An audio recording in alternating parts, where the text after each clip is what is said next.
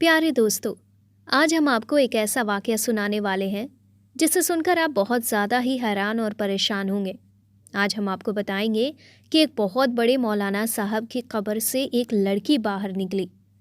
दोस्तों, ये कैसे मुमकिन है और ऐसा क्यों हो सकता है कि मौलाना की कब्र से लड़की क्यों निकली? इसके बारे में बात करेंगे।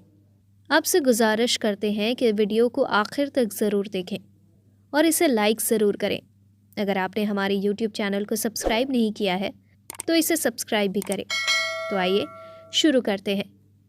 प्यारे दोस्तों, वाकया कुछ इस तरह से है कि मक्का में एक मर्तबा एक आलिम दीन का इंतकाल हो गया। उन्हें मुसलमानों की एक कब्रिस्तान में दफन कर दिया गया। उनकी मौत के कुछ सालों के बाद एक और शख्स का इंतकाल हुआ।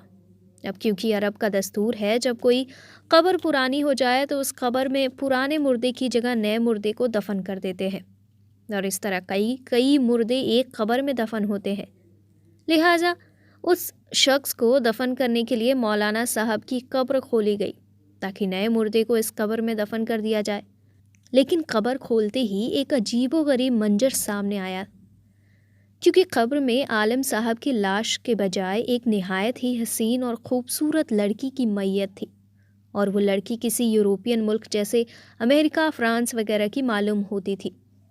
सब लोग बहुत ज़्यादा ही हैरान हुए और थोड़ी ही देर में यह खबर पूरे इलाके में फैल गई कि फला आलिम की कब्र में उनकी मैयत की जगह एक लड़की की लाश है।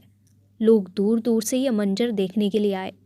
दोस्तों, जब ये खबर फैलने लगी कि आलिम साहब की कब्र से लड़की निकली है तो आसपास के लोग वहाँ पर जमा होने लगे।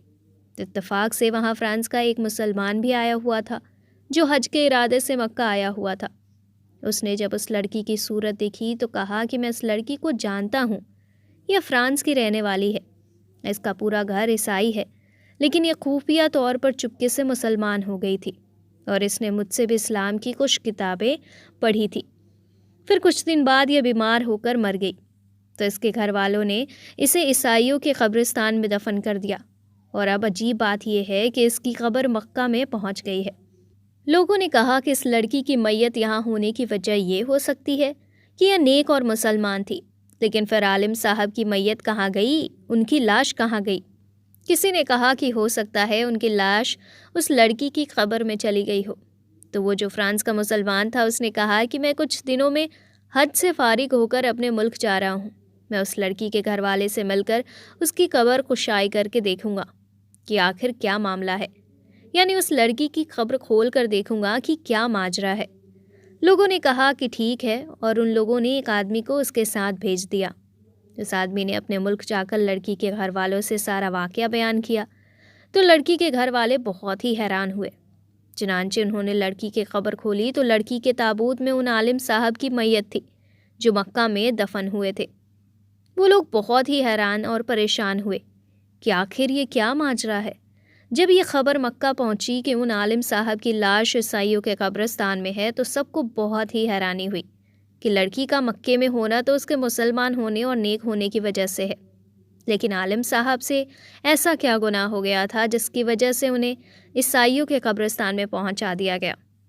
चुनांचे उसकी बीवी से पूछा गया कि तेरे शौहर में कौन सी ये बात थी जो उसके साथ ये मामला पेश आया। जिसकी बीवी ने कहा कि मेरा शौहर तो बड़ा नेक और नमाजी इंसान था, तहज्जुद गुजार था और कुरान पढ़ने वाला था। लोगों ने कहा कि सोच कर बताओ, आखिर कोई तो ऐसी बात होगी कि जिसकी वजह से इतना सब कुछ हो गया। बीवी ने गौर करके कहा कि उसकी एक बात मुझे हमेशा खटकती थी।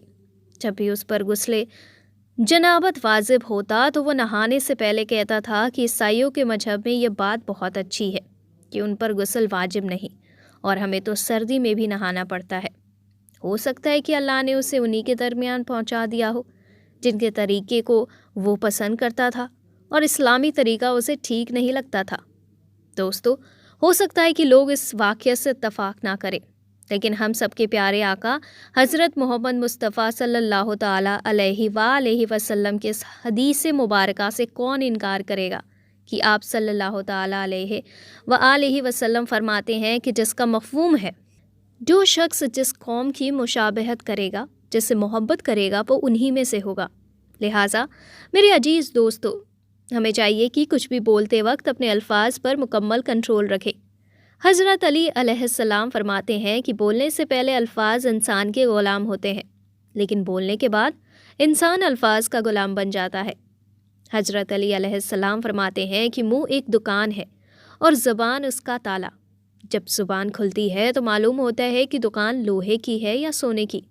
دوستو، ہو سکتا ہے کہ ہمارا غیر ذمہ دارانہ طریقے سے بولا ہوا ایک لفظ ہمیں کہاں سے کہاں پہنچا دے۔ اللہ پاک سے دعا ہے کہ اللہ ہمیں کہنے یا سننے سے زیادہ عمل کرنے کی توفیق عطا فرمائے۔ آمین، اللہم آمین۔